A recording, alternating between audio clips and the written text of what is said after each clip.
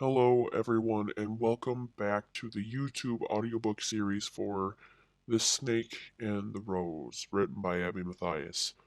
I am Darius once again, and today we will be reading chapter 14. Now, if you missed last chapter, oh, please go back because it was a handful. Lots of things happened.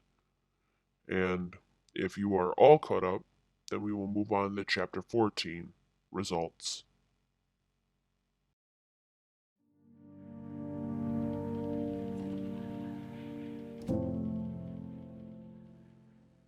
Once Damien was done cleaning me up, he laid me down on the bed and told me not to move. If you need something, I will get it for you. I don't want you getting out of this bed unless you need to go to the bathroom. Let me serve you, my queen. At that remark, I started to blush. I'd never been called that before.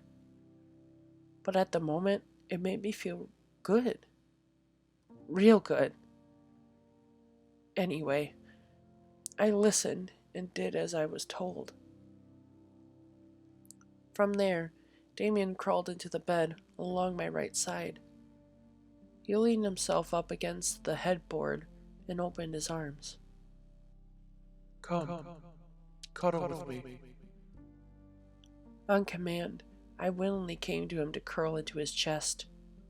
Laying my head down, I could feel his muscular pectorals through his shirt. Along with that, I placed my hand upon his stomach and felt the bumps of his six-pack. Knowing that he had muscles made me feel safer for some reason. I think it was because I knew he would use them if he had to. At this point, he was my saving grace, and I loved it. I continued to cuddle with him as he began to brush his fingers through my hair. I more concentrated on his steady breathing. I could feel the slow rising and falling of his chest. His heartbeat kept its constant beat like a bass drum in a marching band. As it continued to drum, my eyes were becoming heavy and closed on themselves. Damien took note and leaned his head down to kiss my head. Sleep now, my love. Nothing's gonna harm you anymore. You're safe with me. And with that, I started to relax a little more.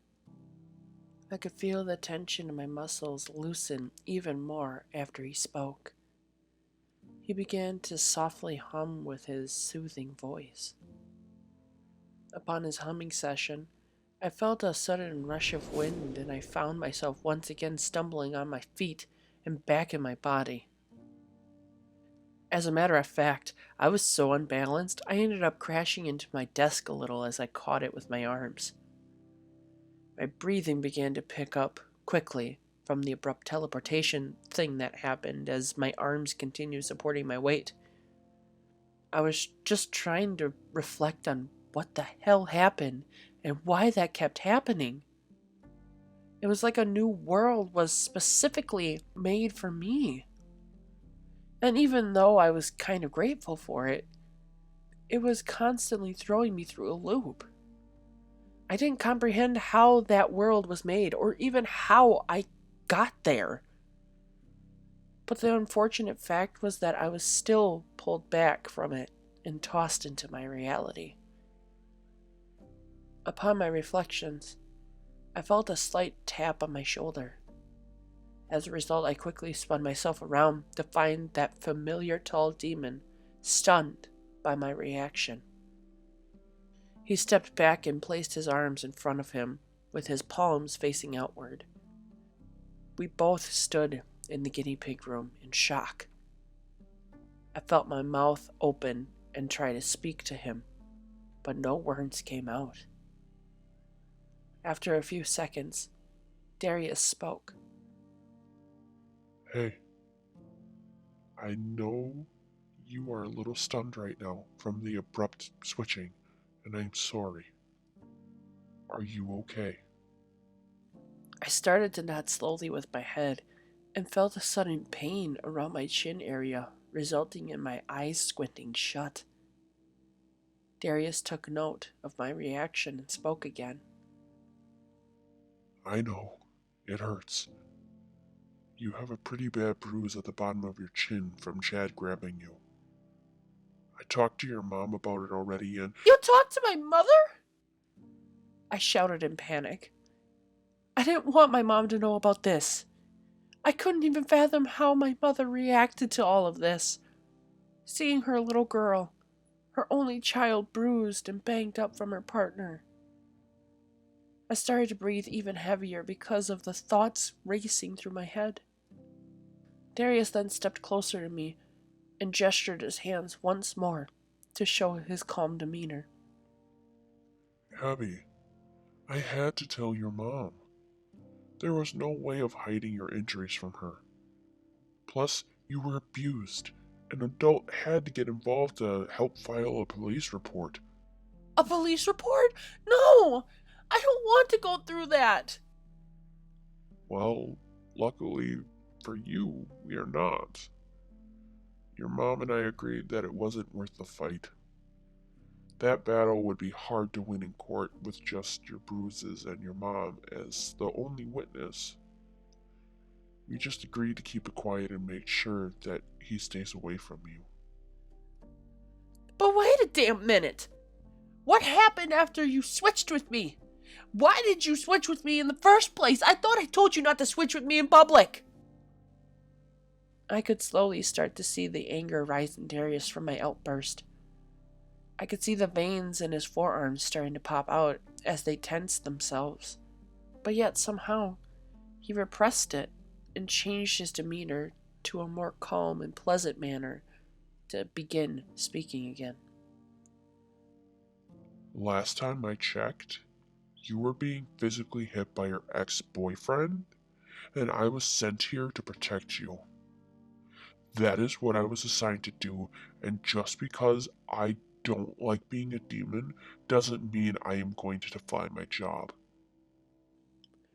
I paused myself trying to process the words that came out of his mouth. The key word that jumped out at me was ex-boyfriend. Ex-boyfriend. He broke up with Chad without my permission. That was the one thing I was sure about. Not that I wasn't going to break up with him after what happened, but Darius deliberately broke up with him without my consent. That was a huge red flag to me. But another thought that came across my mind was that he never truly answered what he did after he switched with me. So trying to intensify my eyes, I glared up at Darius, made eye contact with him, and asked my question. What did you do after you switched with me? Darius continued to stare into my eyes without saying a word. I kept myself still and stood my ground to make sure he knew I wasn't going to let the topic go. As we stood, I could see Darius contemplating either if he wanted to tell me or how to word his actions. Within the silence, I started to hear smashing noises faintly echoing in my head. I thought it was just my imagination, so I tried to focus back on Darius for his response. However, with every second that passed, the echoing got louder, to the point I brought my hands to my head. I caught one glimpse of Darius as he was raising his hands towards me, and his facial expression changed before I had to shut my eyes. And once I did, a flash of white appeared, and a memory displayed like a projector on a screen. The visual showed me holding Chad's wrist as if I stopped him from punching me. I could see his face full of anger, as if I did something wrong. However, before I could examine his face more, the visual fast-forwarded itself and played normally at a different part. I then saw Chad with his arm twisted by my arm. As it kept playing, it showed me maneuvering Chad in defense to get him onto his knees, while his arms were restrained by me. Then I could hear myself speak. Let's get one thing straight. It is never right to hit a woman, and your behavior is unacceptable. I've tolerated this for far too long, and I am fed up with your shit. I am sorry that you are a piece of shit and use others to take care of you. You don't take responsibility for your own fuck-ups and can't even do the simplest of tasks. I am done with all this bullshit. I don't love you, and I never will again. You fucked that up yourself. Here is my breaking point. We are done. Clean up your own shit, make your own food, do your own fucking shit, because I am not coming back. Fuck you, and I hope you rot in hell for the things you have done to me. After that rant, I then proceeded to kick him away from me and ran to the car. The visual fast-forwarded again to show me at home with my mom. She was looking at my injuries and hugging me for dear life. I could see the tears rolling down her face as she was bagging ice to put on my chin. Then it fast-forwarded one more time to show me walking into the guinea pig room and looking at my hands to speak. Okay. Time to bring Abby back. And with that, the visual stopped and everything went away. I was appearing at the ground and lifted my head once more to Darius. Confused by what happened, I immediately asked him questions. What did you do just now? What did you show me? Darius stood in his place, stunned, as he answered. Abby, I didn't do anything. All I did was stand here. What did you see? I saw my body somehow defending off Chad and getting away. Then I saw my mom helping me after I got home from the incident. I don't remember any of that. That never happened. Darius stared at me confused. It looked like he didn't understand anything I just said, and that I was speaking a different language. After his moment of reflection, he finally spoke aloud. That actually did happen. I had to use physical combat in order to defend you and keep you safe. As soon as I got in your car and drove off, I came straight here and ran to your mom just like you would have if it was actually you in the situation. That was all me. You must have the same power that I have, being able to look back into your memories. You are able to look back into the memories from when I was in your body. Upon that answer, my body froze in place, filling itself with extreme emotions of terror and fear. I was able to look at memories in my body from his perspective. This new ability allowed me to look at the memories of my body made while I wasn't in possession of it. Even though I was shocked by it, I still felt a little relieved, knowing I could see every action that Darius made within my body. However, I wanted to know what happened to me whenever I wasn't around him. It had something to do with the bubble world, and I set my intentions to finding out that answer. Well, if I have that ability for when you're in my body, where do I go if I'm not in the head or in your body? What is that bubble thing called? Abby, I have no idea what you're talking about, and I don't know where you go. Can you at least try and explain to me what you're referring to? He stated with a curious tone. As I looked upon his face, I could see that he was confused but yet intrigued at the same time. It was almost like he was fascinated with the fact that I didn't have any sense of where I was when that circumstance happened. It angered me a little bit, but I figured it would be better to keep my calm in order to get a straight answer from him. So, I took a deep breath and spoke to Darius in a serious tone. Whenever I am not around you after we switch, I have been suddenly teleported into a bubble. A literal bubble that I can see through to find a black abyss that it floats in. Within the bubble itself, it's like a subconscious bedroom full of books and music with a bed and everything.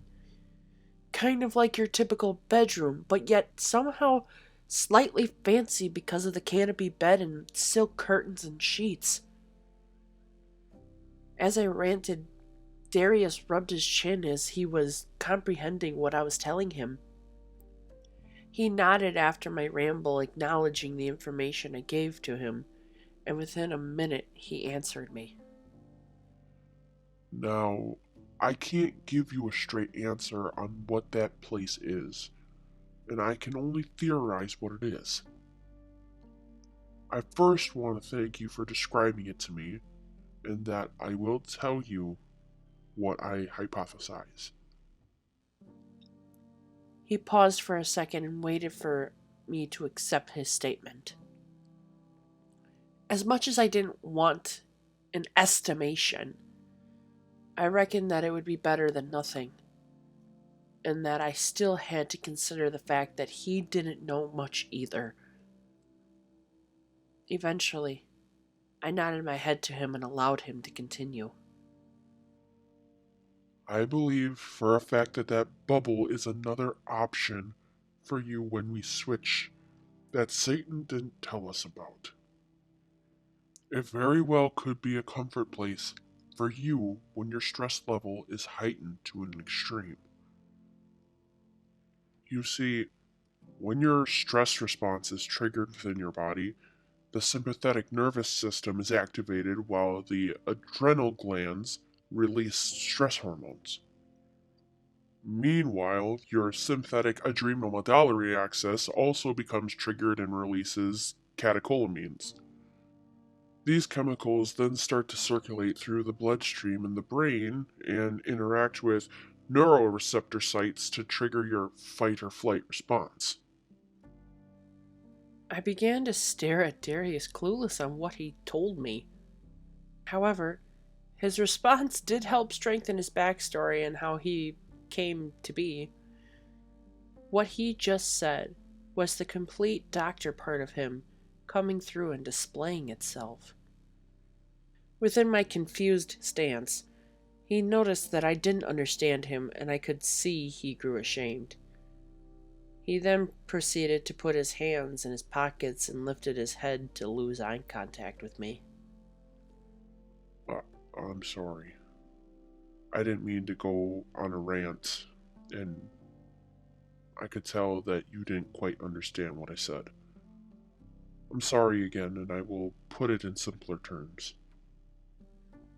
He then brought his head back down to look at me as he rephrased himself. Basically, if you get too stressed and we switch, the bubble place becomes an option for you when we switch. Now that I could comprehend fully. I nodded violently, overwhelmed with information, and started to lean on my desk. Silence had once again filled the room, so my thoughts and memories started to reveal themselves from the shadows. I could recall rejection Chad gave me when I wanted to sit and chat with him. The amount of times I cleaned up after him and knew I wouldn't get anything in return. The emotional anger that he displayed when I didn't do something quick enough. The arm raise displaying the physical frustration within him, and the belief of a slap would correct everything. All of these flashbacks flooded my head, and I started to twitch in fear and squeezed my eyes shut, trying to wipe away those bad memories. At my little episode, Darius began to intrude with his voice. Hey, it's okay. It's going to be okay. I know it is going to be rough for a little while, and your brain is going to bring up your traumatic experience. However, you are going to get through it, and I am here with you. And what makes you think that I would go to you for comfort and help in this situation? Last time I checked, you were still a demon who purposely made a decision for me without my permission and started running my life when he wasn't supposed to.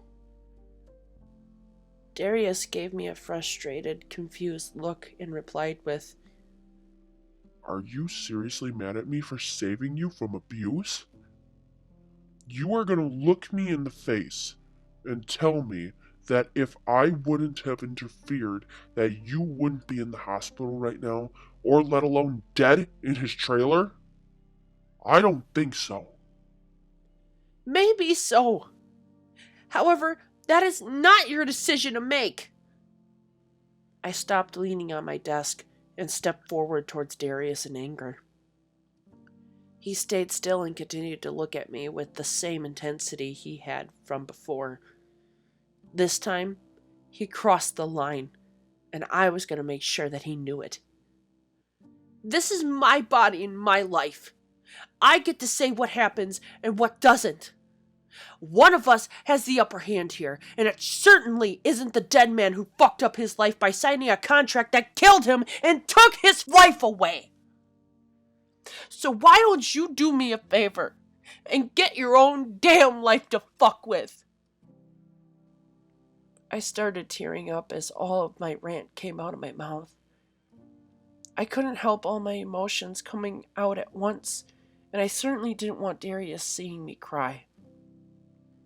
So, upon the end of my response, I bolted out of the room and quickly made my way to my bed to curl up in a ball. After about a minute crying within my bedroom, I heard the door open and I quickly turned towards it, figuring it was Darius. I glared at the door in fury and found my lovely, caring mom opening it in horror. At the sight of her, I started crying even harder and pulled my hands to my face. She instantly came to my side and curled me in her arms. I returned the embrace, clinging onto her for dear life, wanting everything to stop. I know, sweetheart. I'm here. I am so sorry, and I love you so much, she said with sorrow and kindness. As she began to brush my head with her fingers, I gazed into the doorway where my mom left the door open and saw an empty hallway. Relieved not to see that man of a demon, I nuzzled my head into my mom's shoulder as she sat with me for the rest of the night, desperately trying to cheer me up. This has been Chapter 14, Results, from the book The Snake and the Rose. Tune into the next video for Chapter 15. Thank you for listening.